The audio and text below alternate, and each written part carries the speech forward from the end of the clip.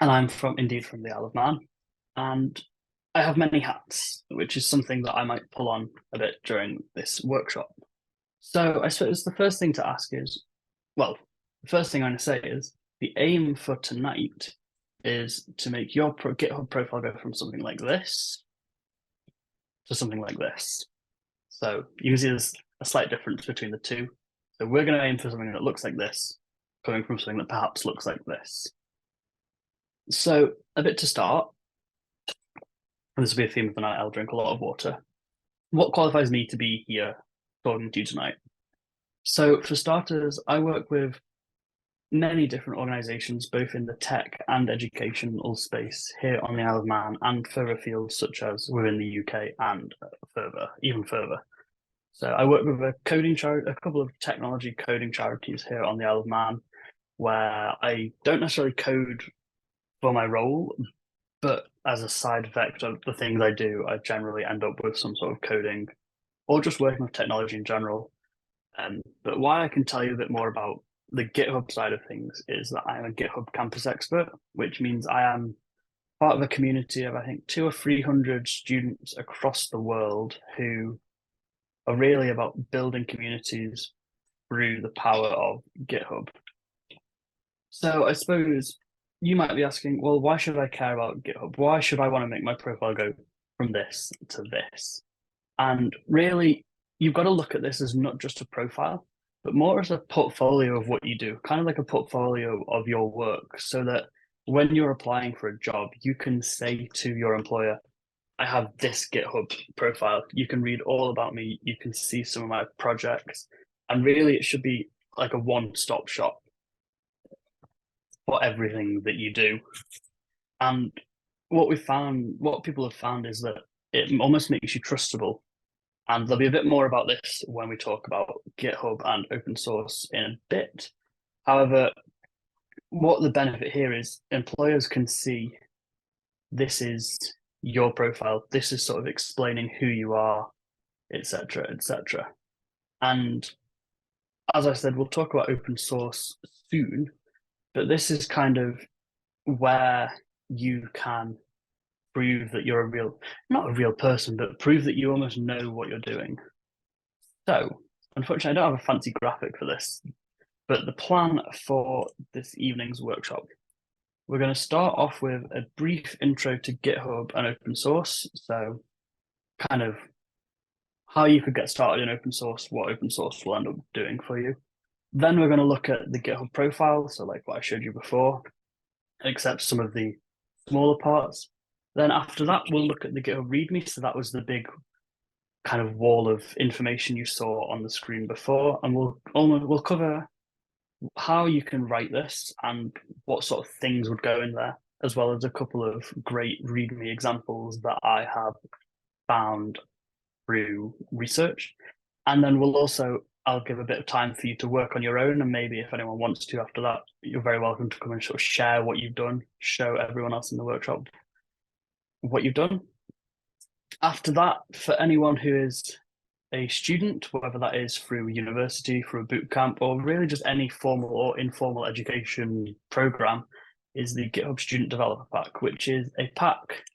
If I find this now quickly, it gives you loads of access to features which are usually paid for. If I share my screen, so you can see there's loads of things here. I can scroll, loads of things which you'll get access to as a student for free or with certain extras that you might not get without paying for. So then following on from that, we will quickly touch on the GitHub Skills platform, which is something that I only learned about recently. And then really it's just any questions you might have. Now, as Kimberly said, you're more than welcome to ask questions throughout the workshop. Might not necessarily get to them straight away if they're in the chat, but I will make sure I keep an eye on the chat, and every now and again, we will try and answer any of your questions. So I suppose really then, you've all heard of it, but what is GitHub? I think can you raise your hand? Just raise your hand if you have a GitHub account. I really hope people can raise hands in here. Cool, I can see some hands going up. That's great. So yeah, for those who maybe don't know or have not heard of GitHub before, GitHub is an online. I believe it started as an online way of sharing your code with other people based off of repositories. However, GitHub, I think, is much more than that. It's much more of a community and kind of it's a piece of technology that you can use in your day-to-day life, whether it is through sharing code, working together collaboratively, or even just working together, working in organizations, project management. There's so much you can do within GitHub now.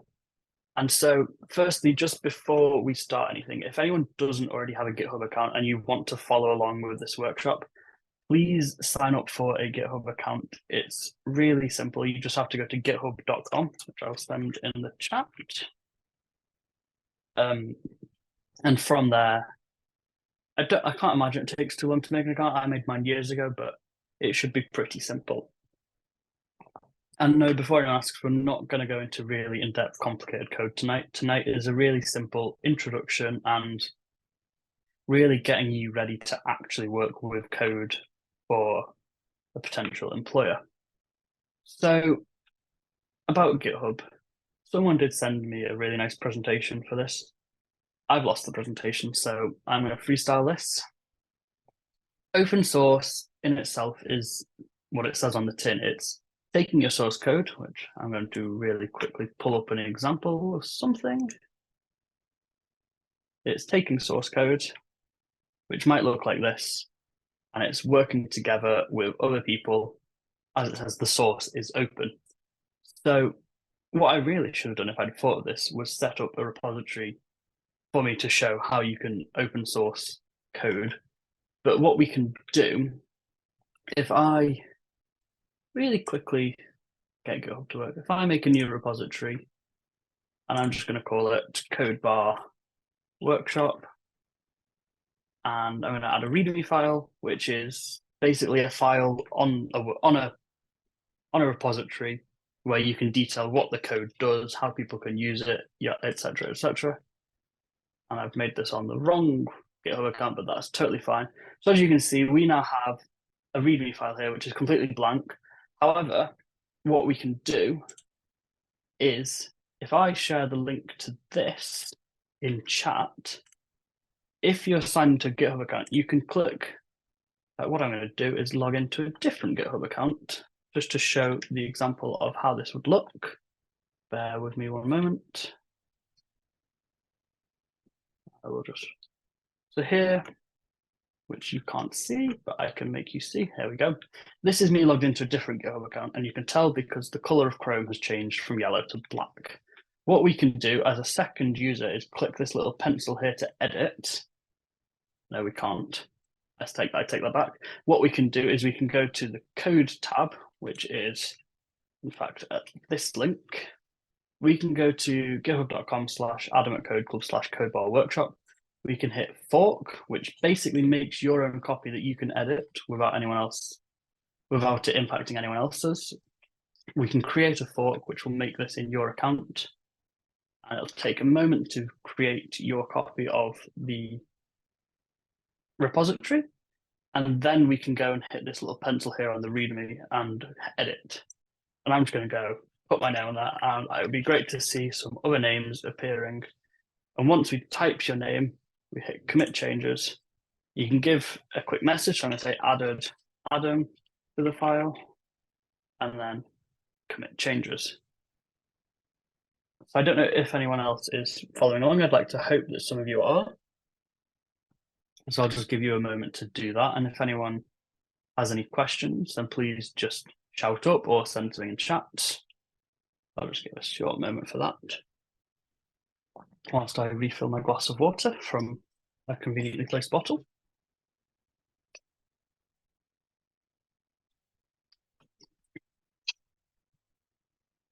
And so the next step from here is you've got your copy of the code with your name here.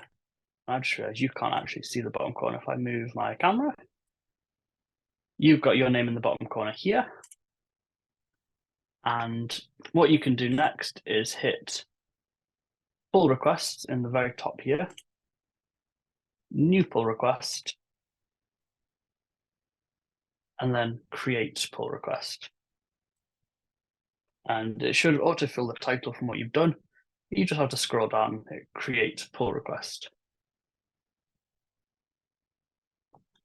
So what we've basically done here is taken a file that is made by someone else, which is open sourced. We've changed the file, we've added a contribution to it, and then we've made a request for it, what we've changed, to be added into the previous repository. And now what I'm going to do is switch back to my other GitHub account. And if I look at pull requests, let's zoom in actually. If I look at pull requests up here, wow, I've got loads of people. This is fantastic. I don't think I can add them all at one go, so I'm just going to quickly go through and I'm going to merge the pull request. Now, normally as a maintainer, which is someone who actually does the merging of pull requests, you would look through what the code has changed and what people have added. I don't quite have time to look through them all, so I'm really quickly just going to go. And one thing that will happen as someone who is maintaining these is you'll notice there are conflicts. So this is when two people have changed one file, and you can see Kira, I'm assuming it's pronounced Kira, I apologize if not, has tried to edit the same line as me. So I just really quickly need to make that all happy, mark it as resolved, and I can commit it. Now, unfortunately, I would have this problem for every single person who edits this, which is going to be absolutely chaotic, but I'm here for it, and I will really quickly try and add as many of these as possible. But that's one thing that's great about open source is everyone's working on the same file, but you don't know that there are any problems with it. Well, not problems, but you don't know that there are any conflicts until someone actually comes to merge everything together. There we go, merge. So what's this done? So this has really shown you how you can take your first step into open source. And for me here, I'm trusting that everyone in this call has got sort of the best intention, and they know what they're doing. They've got the best intention, and everything that they've said really just fits with the ethos of the person who owns the repository or the company that owns the repository. However, say I was a big company who had a file of code, a big company who'd done some code in open source and wanted to, and you wanted to contribute to it. Now, you might just appear as you might appear as this, which is your GitHub profile. If we ignore the picture, there isn't very much to say who I am on here. How would a company know that I am who I say I am? And that what I'm meaning to contribute is sort of valid or correct. And we'll just merge this one. See if any others have come through since. There we go. Managed to get through them all. Fantastic. So this could be your profile. Sure, for me, it shows Adam at Code Club, which is one of the organizations I volunteer at, but it doesn't really, you couldn't search me up from this. You wouldn't be able to you wouldn't be able to find my full name. You wouldn't be able to find anything about me. How do you know that what I'm telling you is really valid? And that's kind of where this whole GitHub profile comes into play. So you can, if you're wanting to go a bit further than just fixing small little issues in code, and you're actually wanting to make that jump to contribute a bigger amount of code, or you're wanting to, let's say, rewrite the front end design of a site, if you've done a change which might be 1,000 lines, someone's not going to be able to read through that and go, yeah, I agree with what this person's saying. So you've really got to build that trust with the maintainers of the repositories. And one of the ways to do that is through a GitHub profile. So what we're going to do And I'm quickly going to pull this off screen, make sure it doesn't show anything confidential. Nope, fantastic. I'm going to bring it back. So what we're going to do is you can see on the profile, you can edit your profile. And I've noticed my camera is once again in the way, so I'll just quickly slide that over. And you can add a few short little bits and pieces. So I can put my name in there, so I'm Adam Drummond, and a bio, student living on the Isle of Man. Student living on the Isle, and volunteering for different organizations worldwide. So this is already a bit of a jump up from where we were before. For starters, you've got a full name, so you can trust that this person is who they say they are. If we've added a profile picture, you can now see this person actually exists, i.e. they're not trying to fake themselves, especially if you can search up the name and see that it's the same picture elsewhere. And then this bit of a bio here, it means that you're almost telling the briefest story you can about yourself. So instantly, I've qualified that I'm a student and I volunteer, which is going to show that, okay, we don't know how true this is, but it's going to show that I have reason to do what I do. Pronouns here. So this is kind of, it's a bit of inclusivity. It's making sure that people, if they're talking to you about you, they know what you do. And again, all of these little things, it's just bits and pieces that really help to prove that you are who you are. So if I put a company in, I'll put Code Club, which is one of the voluntary organizations I work for, and a location again. All of these little things are all making you seem like more of a real person, as much as real can be online. But instantly, we've gone from having nothing to having a bit of information about us. Now, what you can also notice, if I pull up this alternate account, is there are a few different things that you can put on here. And likewise, you can also earn achievements over GitHub, which, whilst aren't necessarily important for getting a career, it shows that you know what you're doing, which if you're trying to use GitHub to work with other organizations, it kind of shows that, yes, you know what you're talking about. And it also shows some of the highlights you might have. So for example, that I'm a pro user, which, as I mentioned, with the student developer pack gives you access to GitHub Pro. And so that is really your GitHub profile. Now, a couple other things that I've written down is a new profile might look a bit suspicious, or not suspicious, but less trustable. Likewise, if your GitHub profile username, so I've got this one here, if your username is something wild like Monster Slayer 77, you're not going to seem as trustable as someone whose GitHub username is Adam at Code Club, or your full name, for example.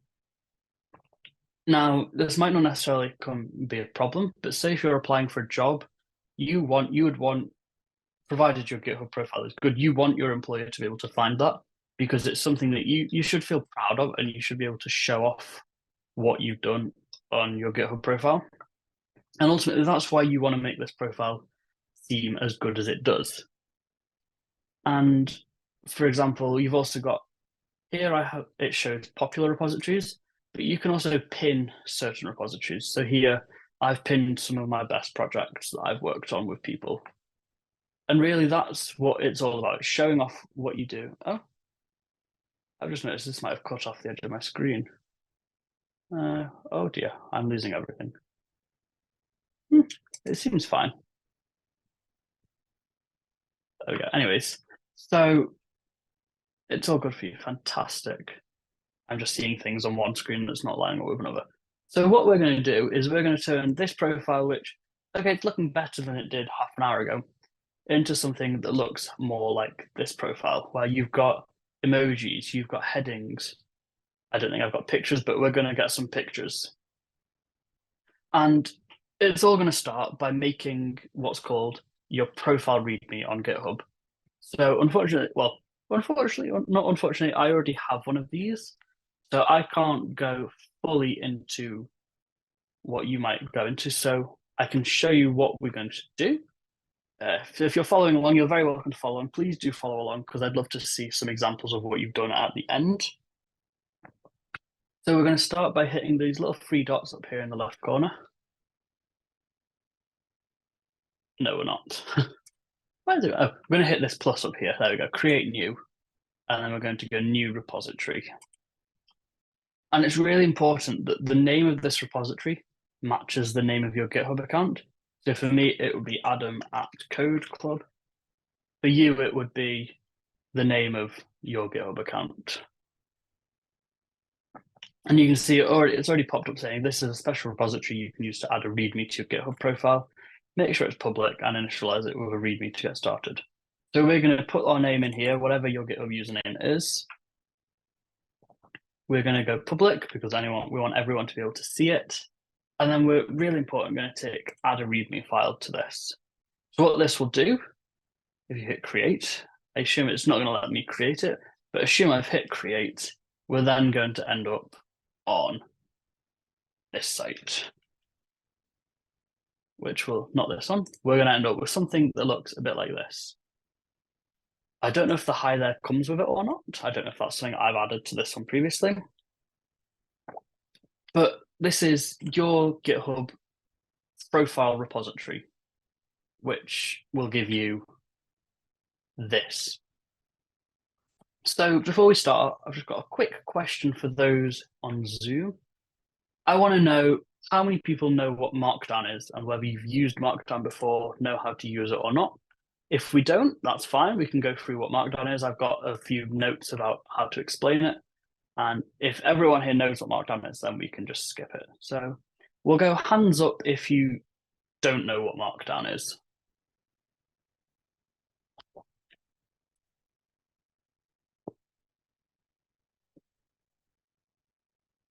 Cool. So I see we've got a couple of hands up and a few people have said they've used it but always needed to use a cheat sheet, which is totally fine. So what we shall do today, just to start, use it at the start of your bootcamp. Yeah. So Markdown is really fantastic because it's used in so many places now. So not only does GitHub use it, if you've ever heard of social media Discord uses it. And I think quite a few article sort of software where you can write articles uses Markdown now. So it's it's a really cool piece of not software, but a really cool way of writing articles, I suppose. So we'll really quickly go through what Markdown is. And I have a cheat sheet open up here, but I'm going to try and show you some things first without using Markdown. And you can see it also gives you a suggestion of things to add to your README. So for starters, we've got a heading. We've got heading. So hash is for heading. I'm sure if you've used Word, you'll know you've got heading 1. You've got 2 hashes will give you heading 2. 3 hashes will give you heading 3, etc., etc., etc. Now, headings are great, and you should totally use You should totally use headings within your README because they're good for breaking down what you're talking about. As well as headings, we can format text. So we can use underscores for italics. And you can see, if I zoom in a little bit more, you can see that this has gone italicized here. We can use the asterisk key, which is Shift and 8 if you're not aware, or bold. Nope, it's 2 stars. 2 asterisks will give you bold text. What else have we got in here? We can do images and links, which I always tend to get the wrong way around. So I am actually going to really quickly check this cheat sheet to make sure I get it the right way around, because it would be really awkward if I got it wrong. So to put a link, we're going to put 2 square brackets and 2 normal brackets. In the square brackets, you can put what you're wanting to say. So this is a link, for example. And then in the curved brackets, you can put your code, your website link. So you've got to make sure it always starts with https://.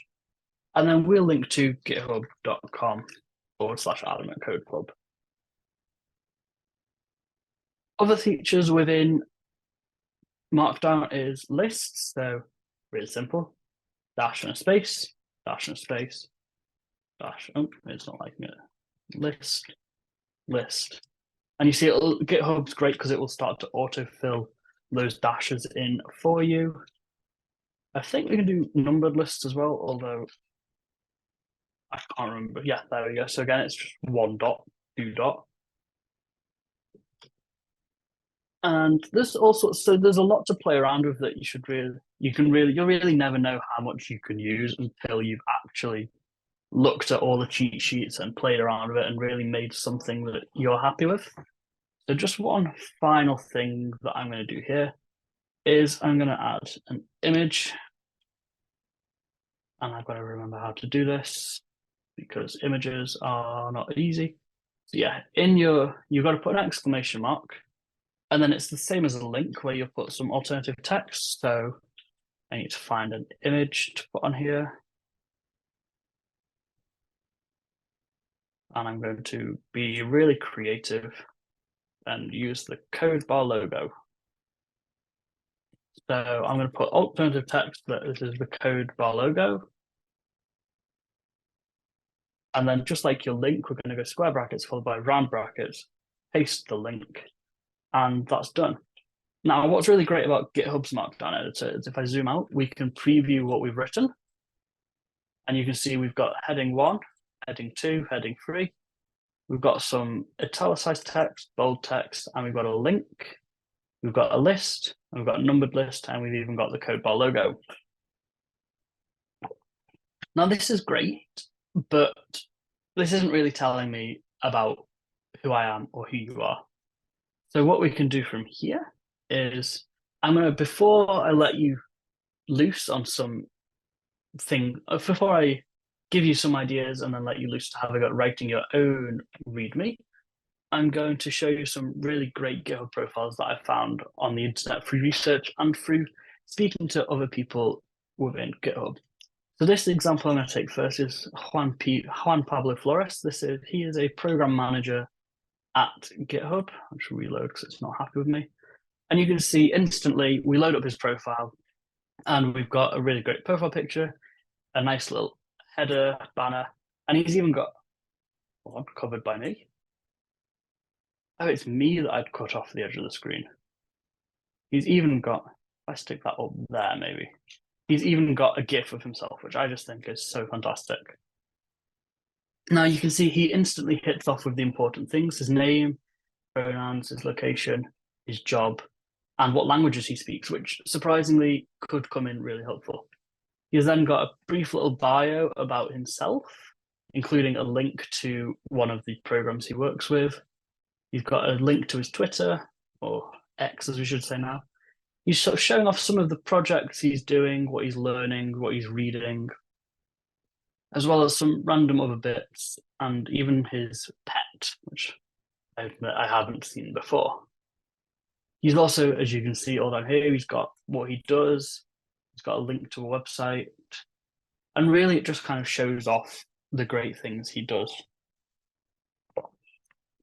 And the other thing you've got to watch out for is you don't want the README to be too long. You want it to be something that people can look at, read, and think, yep, I know what this guy's all about, and that's fantastic, rather than it being a full novel worth of this and that, etc., etc., etc. So this next one is Eddie, who is an open source star. Now, again, you notice he has a banner. I'm not saying you should have a banner. I don't have a banner on mine. But you can see instantly his README is kind of like, wow, it's in your face. He's got colors, he's got links. Is it too much? Maybe. You want to make sure that what you're putting on isn't over-stimulating. So you want it to be you want it to read like it should. So you can see he's used emojis here, which Juan also used emojis. And emojis really just make it seem a bit more, I guess, a bit more down to earth, a bit more fun. And you can see he's used a table here, which is something I didn't cover before. He's got some of his YouTube videos, he's got testimonials. Not saying that these are things that everyone's going to have to be able to add, but it really just shows off some of the things that you can share on here. And again, he's got pinned repositories. It shows off his GitHub contribution, etc., etc. Now, this is an example of a GitHub profile you don't want. As you can see, they've got no profile picture, they've got no text or any idea of who they are. They've got no repositories. If you saw this person trying to suggest changes to your repository, you'd look at that and you'd think, how do they know what they're about? What are they doing? And then we'll finally take a look at this one from Yavi. I don't know how to pronounce their name. I think it's Yavi. And you can see they've instantly gone with a hello. It makes it personable. It makes it feel like they're talking to you and I want to read on. So they've got a brief intro to what they do. They've got some of their work experience, which, like I said before about the idea of it being a portfolio, it's showing off some of their projects, some of the things they do, some of the hackathons, competitions they've won. And then it goes on to a bit about them, so how they got into programming, which perhaps if you're transitioning into a programming or code or technical sort of career path, maybe your story of how you got into tech is something that you could talk about. Sort of talking about their use within the community, how they can help you, and just some random facts about them. And again, you can see the pinned repositories. So there are things that are going on all of these repositories. They've all got pinned repositories. They've all got bits about them. They've all got pictures which are of them. Everything that they do tells you or tries to tell you that they are an authentic person who is trying to get involved with whatever software projects they might be contributing to. So really now I'm going to give you some suggestions, if I find it, some suggestions for things that could go in a README. And then I'm going to give you guys maybe 5, 10, 15 minutes just to work on your own and see what you can come up with and really try and have a go, see if you can make a README that would make someone want to know more about you. So some of the headings, they've got GitHub provides these great ideas, which are great ideas, but other things that you could talk about is your backstory, how I got into coding. Capitalization of titles always confuses me. I got into technology. You could talk about, I'm trying to think, what education background do you have? You could talk about wanting to collaborate. And really, there's no set limits to what you can do here. Really, it's all about opening up who you are. And these examples, which I'm going to send links to in the chat so that you can have a look at them yourself and really get some ideas, get some inspiration.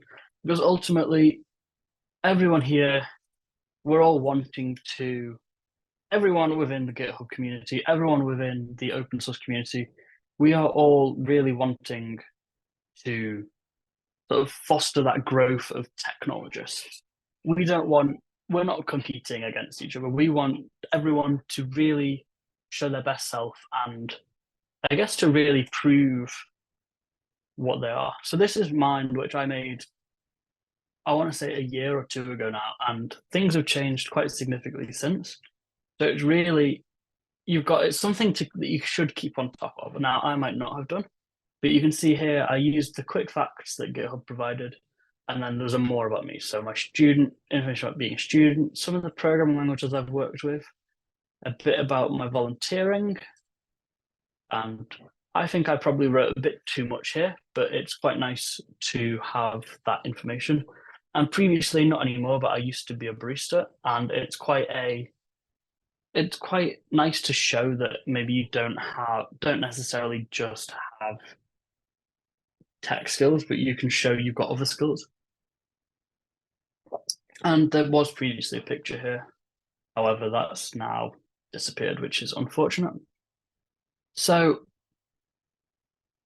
I think now, maybe I'll give you until 7 p.m. British time, so about 17 minutes, just to have a go at making your own. If you, what am I going to say? If you've got any questions, please pop them on the chat or even just unmute yourself and ask them. I was going to try and play some music now, but I don't quite think that will work. So I'm going to try and get music playing. And I'd love to see you guys having a go at making your own GitHub profile readmes. I always hate writing bios about myself. I'm doing mine now, and you're like, oh, who am I? What do I do? You've really got to think about everything, I suppose. Yeah. I got some music to play.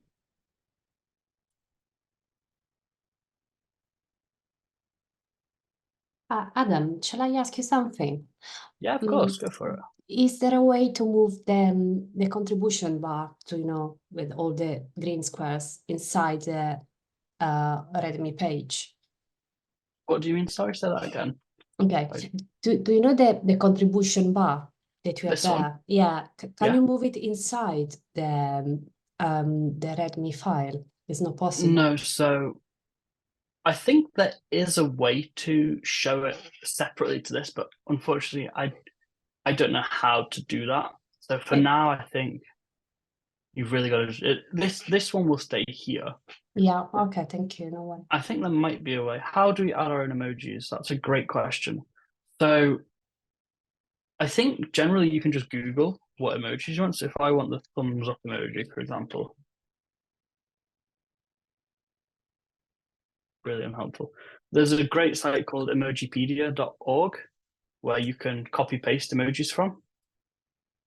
So you can really just search for any emoji. If you want the phone emoji, search for phone and it'll give you mobile phone, phone off, phone with arrow. There are a lot of adverts on this site. However, it will give you what you want and it'll even give you other examples. If I search fruit, for example, it gives you loads of, it even gives you a slot machine. And there we go. Windows, you can do Windows key plus full stop and I'll bring emojis. I believe for Mac, if you double press the function key, I'm going to try this live. Sometimes it works, sometimes it doesn't. Oh, I didn't know you could do that. I thought it was Control Command Space also on a Mac. Yeah, so if I share my entire screen now. So yeah, that'll bring up this one, which on a Mac has all your standard iOS emojis. What I've just learned is if I'm typing something, I can hit, I've typed fruit. If I hit function, it brings up some suggestions. I don't know if that's a new thing that's just popped up, but I've just seen that and I think that's pretty cool. And I'm going to continue seeing if I can get any music to work.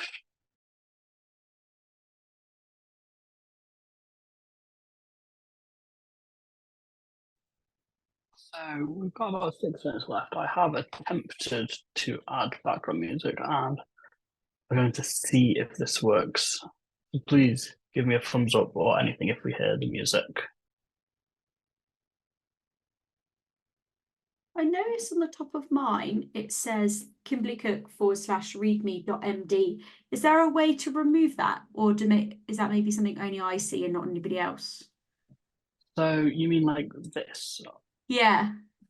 Yeah, so I don't think that can be removed as far as I'm aware. It's sort of saying that that is the README of that repository. Yeah, fair, no worries. Hopefully, if I do a workshop again in the future, I'll have music working by then. I mean, I can't even hear it myself now, which is a shame. My AirPods and my Mac seem to have given up, which really isn't a good spot to be in. It's great to see some of your READMEs coming through, and as soon as I manage to figure out why I can't hear my own audio, we will have a look at some of those. Prefer to keep moving, you build your own, yeah? Fantastic. So if I can just sort out my audio, then we will be great. We'll be good to go. There we go, I've solved it. So I've now got audio. Unfortunately, the rest of you don't, and I do apologize for that, but that is totally fine. So I'm going to copy some of these. If anyone firstly would like to come on and read through their README themselves, then please feel free to do so. I can let you take over for a couple of minutes if anyone wants to.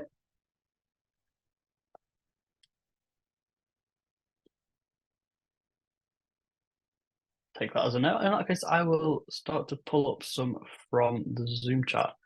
And I'm going to start with this one. github.com/Kiki London. So this is fantastic. Look at this.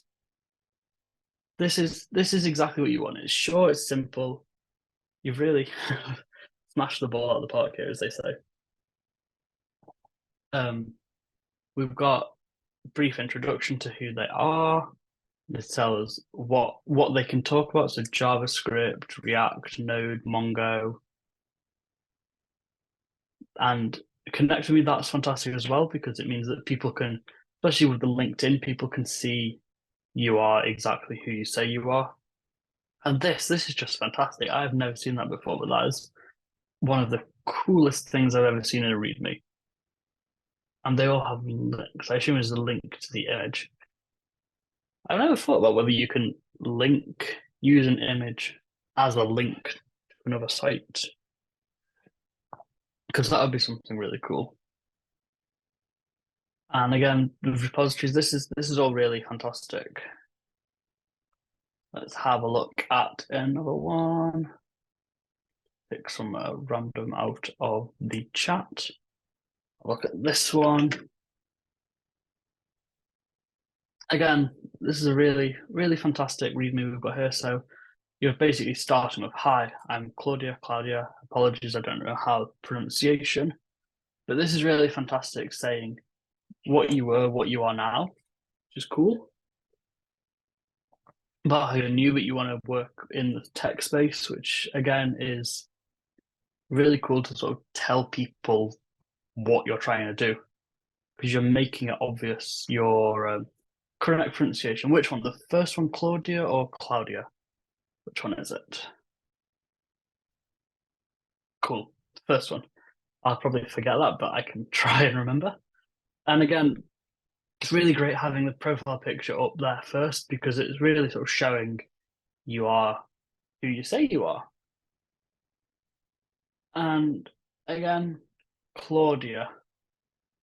Now it sounds like the claw from Toy Story, which unfortunately I don't think I can show on stream, because it's probably, once this goes on YouTube, it would probably cause a bit of a copyright issue. But for those of you who know Toy Story, you'll know when they're going the claw. So this is a really fantastic README. And as I've said, everything that we've seen so far is exactly what you want. It's really selling you as a person, which isn't really the best way of putting it, but that is exactly what we're doing. We're basically saying you are who you are. This is a nice one. Again, it's a short one, but it's showing off things you're doing.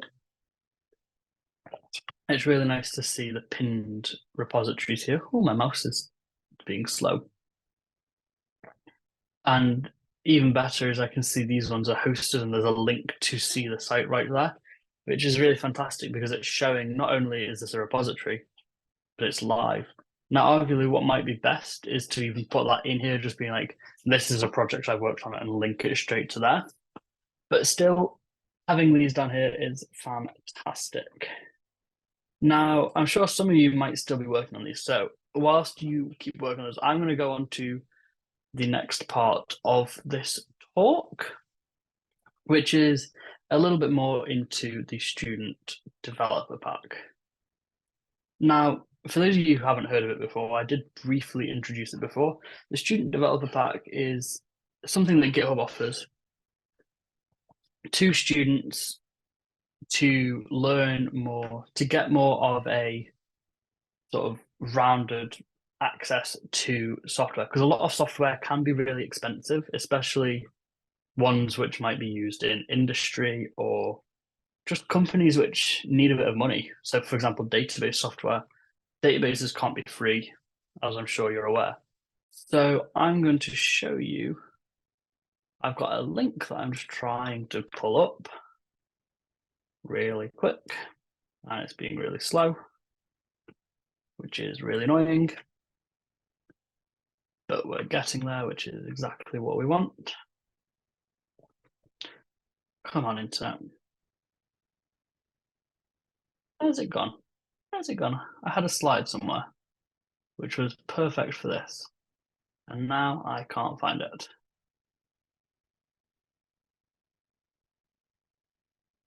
Here we go, perfect. I'm actually going to drag this out here and hit that. Oh, that's the wrong button.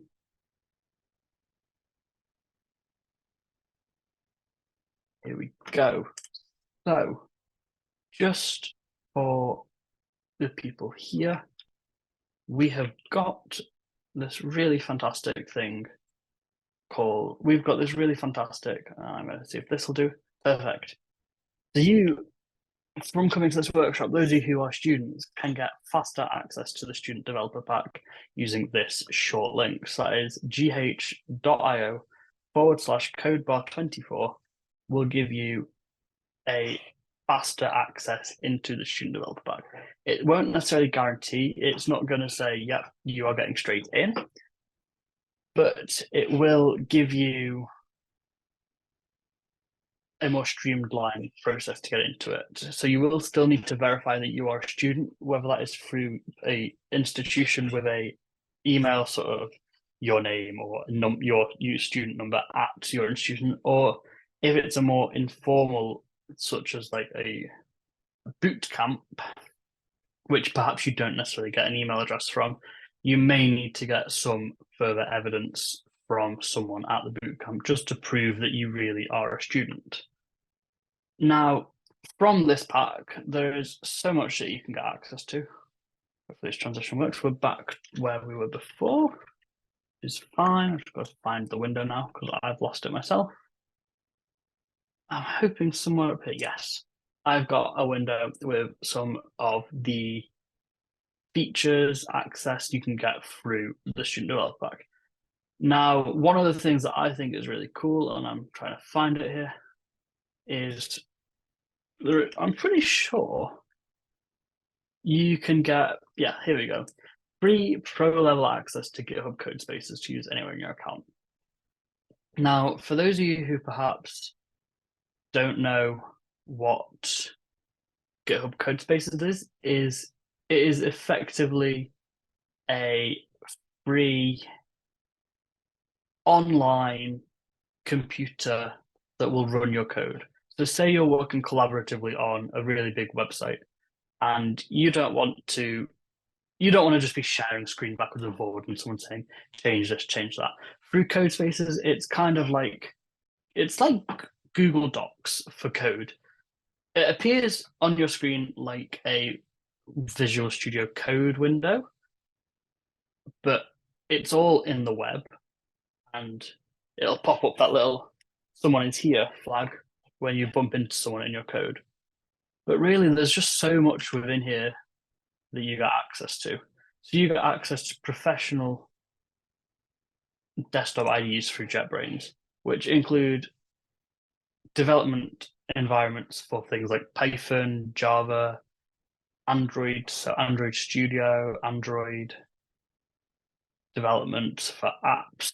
There's so much within that suite that you get. So just responding to your question, Isabel, would the certificate for complete be enough? You have to be a current student to get access to these perks. So only those who are still currently either within a boot camp or within university or college would be able to access this. So I'm going to send the link to that in here. Would So being codebar, a student at codebar count? I can't answer that. I don't know, unfortunately. Okay. What I can suggest is perhaps either Kimberly, you reach out to GitHub directly. Yeah, I will. Or just get someone to try it and see if they get in, really, I suppose, is one way of doing it. Someone tries, if they get in, chances are that codebar would have access. So I'm going to send this link to the pack in chat. far as I'm aware, there's no deadline on this, or no sort of expiry date. So as long as you click that link, in fact, I can probably show you the process on here, and I'll just go as far as I can before actually having to put in details. So GitHub Education, benefits for everyone at school. Not only do students get access, but benefits for teachers as well. Not necessarily that there are any teachers here, but educators can get benefits through GitHub. But we shall have a look in the student benefits. So here's some of the big things that they're promoting is free GitHub Pro, which gives you access to things like private repositories. So if you're working on some code that you don't want anyone else to see, such as for an assignment, or just stuff you don't want people to openly work on, so you don't want it to be open source, GitHub Pro is a fantastic resource for that. As I've mentioned, you get GitHub Student Developer Pack Partner Offers. So that are things like access to code spaces or access to software or free domain names. I think that was one I saw with .tech. You can get a free .tech domain for a year. With Nametube, you can get a free .me domain. Access to Microsoft Azure credits. Name.com.live domain. There's so much you can look at really. Microsoft Azure again, Git Lens, MongoDB, etc. 1Password free for a year. You get Bootstrap Studio. It just goes on and on and on. So where was I? So here's the sort of requirements to be student benefit, to get the student benefits. You have to have a GitHub account. I'm hoping from this point now everyone here has a GitHub account. You must be at least 13 years old. Again, I imagine everyone here is at least 13 years old. So this is where I think things get a bit cloudy, because this states you've got to be currently enrolled in a degree or diploma granting course of study from a recognized educational institution. I don't know if a bootcamp counts towards that, but I did check with a program manager at GitHub yesterday, and he thinks that bootcamps should get access to the Student Developer Pack. And here we go. So you've got to be able to provide documentation from your school which demonstrates that you are a current student. So there's a few things. So here we go. As you can see, they're suggesting you generate a README for your profile, personalize your profile, secure it with two-factor authentication. It's all very standard things. And then here we go. You can put in the name of your school, and it goes on. You provide more information about your school, about how you're a student, etc., etc. So that's a bit more about the Student Developer Pack. And again, for teachers, I don't really think there are any teachers here, but you've just got to prove that you're an educator at an educational institution, which I'm assuming works based off of an email address. So we've gone through a lot so far, but there's just one little bit left to sort of cover, which is something that I only learned about yesterday or the day before, and that is the GitHub Skills platform, which is more about learning how to use GitHub. So they've got a load of courses. I've not actually looked at these, so this is something that is going to be really great to go through right now. So for example, this one would be fab for anyone who's looking to do a README, is communicate using Markdown. And this is telling you, so it's a little course built within a GitHub repository. And again, I've not actually used these before, so I don't know how they work. However, just by coming onto this page, I can see, okay, who it's for: new developers, new users, and students. You'll learn how to use Markdown to add lists, images, and links. We'll start with a plain text file and add Markdown formatting. That's exactly what you've done with your READMEs today, is you started with a plain text file, which is .md for Markdown. You've added Markdown formatting, and on here, they're even going to use it to start a GitHub Pages site, which is a bit further than what we're going to do in this workshop. And again, the prerequisites are working with pull requests and editing files. Editing files is something that you should hopefully have all done, everyone who has made a README. And working with pull requests, that's like what we did at the very start with, I still got it open, this one, the codebar workshop. And look, a new pull request has come in, so I'll quickly approve this pull request. And this is how easy it is to collaborate. All of us have worked on this one file, and now we've all worked together. We've all added our names to this. Now imagine that wasn't just names in a list, but that was a website, or it was a piece of code that is crucial for maintaining something out there. Now it could be anything. Who knows? Point being is the 6 of, was it 5 of you and 1 of me? Everyone who's had a go at this will all now have something on their profile saying that they've contributed to a piece of code. And you can even see here, all your little faces appear down here, or all your profile pictures. Now I put twice because I've used 2 separate accounts. Now, where was I? So the skills. So it even shows how long it'll take to complete. Now, I would imagine if I go back a page, if I scroll down to some of these, perhaps a bit further down, it's got the same format. As you can see, they get a bit more difficult. And this one is using a game to secure code. It's 5 levels long and takes 2 to 9 hours to complete.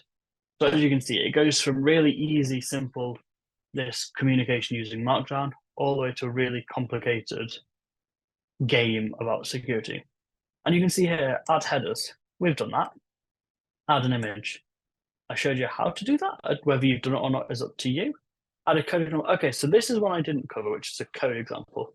Now, this is really simple. All we want to do, and this is a character that can sometimes be quite difficult to find on your keyboard.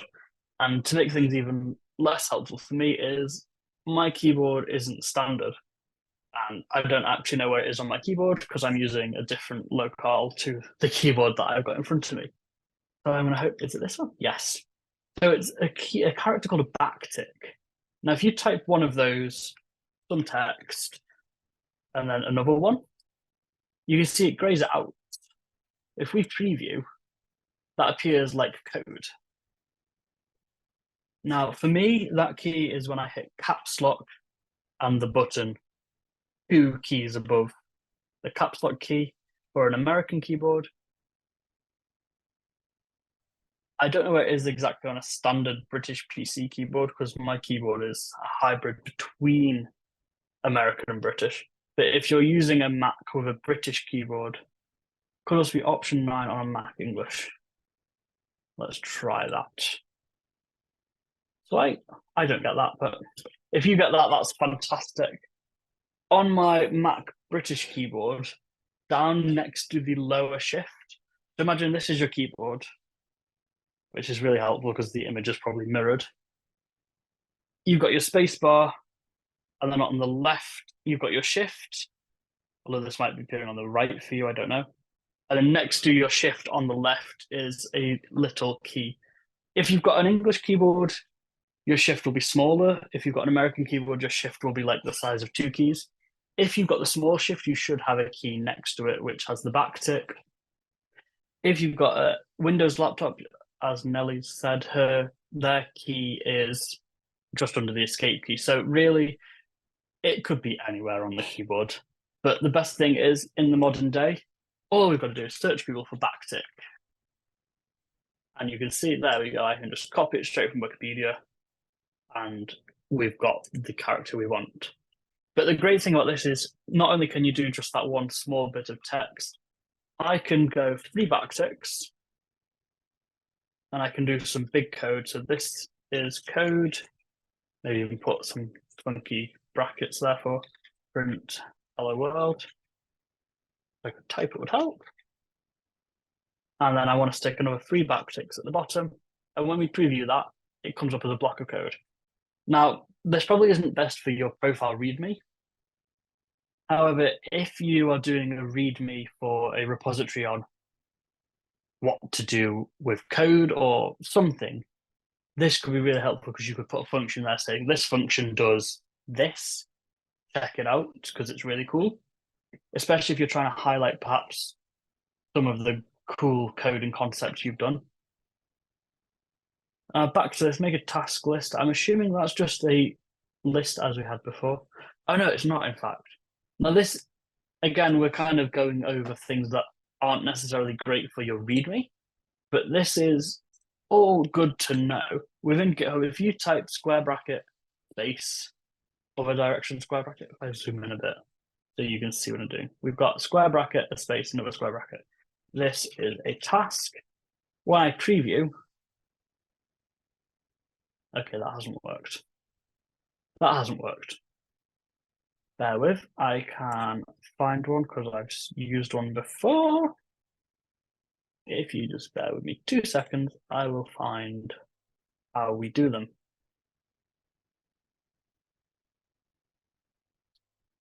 I've got to remember. Where is it? Where is it? Where is it? I can't suggest this and then not find it. It's not working for me. This is really, really helpful. Okay. So what it actually requires is a dash, like it's a list. There we go. Now if I preview, you can see we've got a little tick box, which I can't tick because it's a preview. But imagine that was something you were doing and you wanted a tick box. This is exactly how you could do that. And what we'll just quickly do is we'll start the course. I'm going to open that in a new tab. And you can see this is a skills platform based off of GitHub. So it is actually creating a repository within your account for you to work through in GitHub. I'm not going to go through that today purely because we're running out of time. However, that is something, if you're trying to get a bit better in GitHub, you can get syntax highlighting on a per language. Yes, exactly. That's a great point to share. If I was to type, and I'm going to try Python here, which might fail because I haven't tried this before. If I go Python, I think it's something like this. Then I go def. Hello. Print. Hello world. And I preview that. Is it going to work? Yeah. So there you go. You can see we get different colors based on how Python would look. And again, this would work for anything. So as Ahmed has suggested, you could use it for Rust. There are all sorts of programming languages out there I couldn't possibly cover them, but also it even has this little copy button to copy the code, which I hadn't seen before, but it's just a pretty cool function. And so with that, I'm going to go back to sharing this. Oh, I don't know what that has done to my screen. Hopefully nothing. We're going to do this. And I just want to say thank you for listening to my little workshop. If you have any questions, I'll be around for a while longer. I'd love to just have a bit of time for people to work on their READMEs, ask any questions, show off what they're doing. And really, this workshop isn't about me, but it's about you and how you are going to become career ready using GitHub. So please don't hesitate to ask any questions if you've got questions, or if you don't have questions and you just want to talk about GitHub and the things we do, that is totally fine. I've even run out of water. I was going to refill my glass one more time. It seems like I had the perfect amount of water. And it's a shame you can't hear the music because the music I've got on is really relaxing and fits perfectly with end of the session kind of music.